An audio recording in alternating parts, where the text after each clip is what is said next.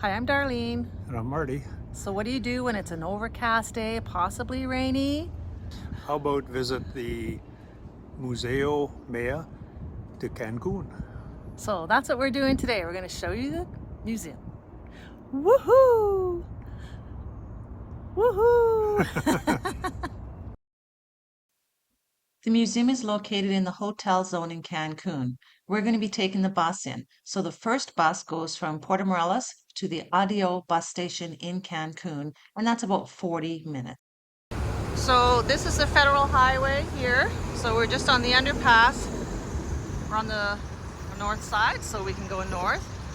You're gonna come here, and there's gonna be two different buses here. The Playa Express bus are their nicer, newer buses. They have less stops, so you'll get there faster. The other buses are just like white vans. They have more frequent stops, so it'll take a little bit longer. And they're a little older, so not as comfortable. Anyways, either bus is 30 pesos to go from here right into the Adio bus station. You've arrived at the Adio bus station.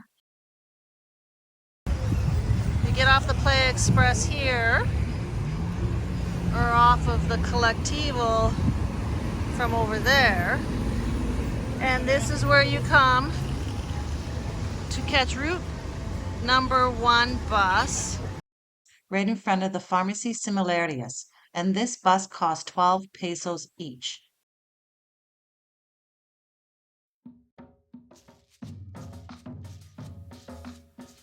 Now, I had read online that there was lockers available for your use while you're visiting. However, when we got there, we were told the lockers were not in service and that we had to leave our backpacks with the security guard. We were not willing to do that, so we just refused and we walked in with our backpacks.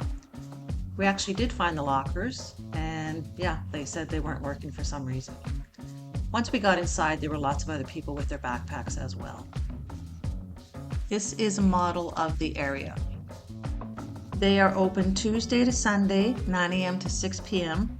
The entrance fee was 90 pesos each. This museum exhibits and protects one of the most significant archaeological collections of the Mayan culture in the country. You'll find that they have informational signs throughout the property in both Spanish and English.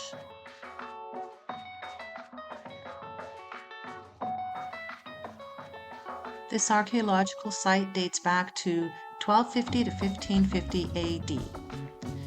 The actual original name of this site is unknown, but it was named San Miguelito in 1950 when Cancun was still a small fishing village. San Miguelito was part of a very large complex of temples, shrines, palaces, and houses, and it ran parallel to the dunes that lined the coast.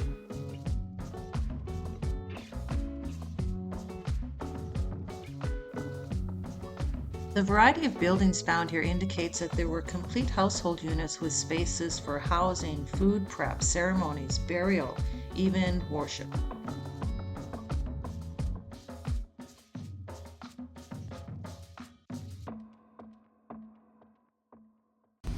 This pyramid is the tallest building on the site. In its time, the temple would have been decorated with cornice and painted predominantly red and blue.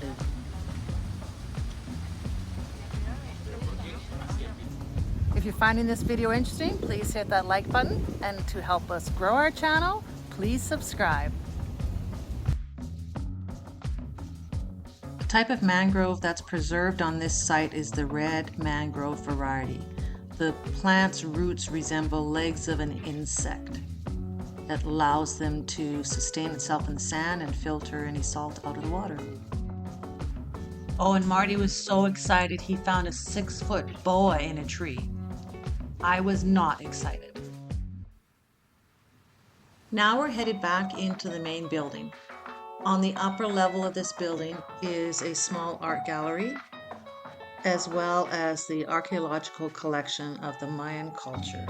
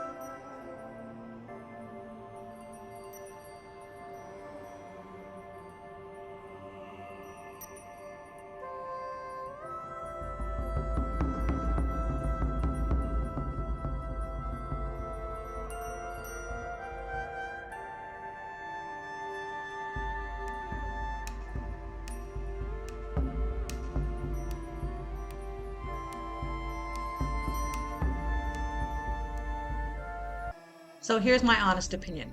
I am not a museum type person. However, I really did enjoy this one. With all the Mayan ruins and everything that it had on the outside, and then on the inside, all of the artifacts that they had, it was very interesting. I actually learned some things as well. So that's pretty amazing. So here's a couple things to keep in mind. This is right in the middle of the hotel zone, so there's not a lot of restaurants and stuff around unless you go into one of the big hotels, which I'm not even sure if you're allowed to do. There was a 7-Eleven across the street where you could get a bottle of water, but inside the actual museum area, there's no food or beverage options at all. The other thing is maybe don't bring a backpack unless you're willing to leave it behind with a security guard because you never know if the lockers are going to be working or not. The upstairs of the building was not air conditioned, but I didn't find it overly hot in there at all. However, it was an overcast day, so dress accordingly. Hope you found this interesting. Mucho gracias.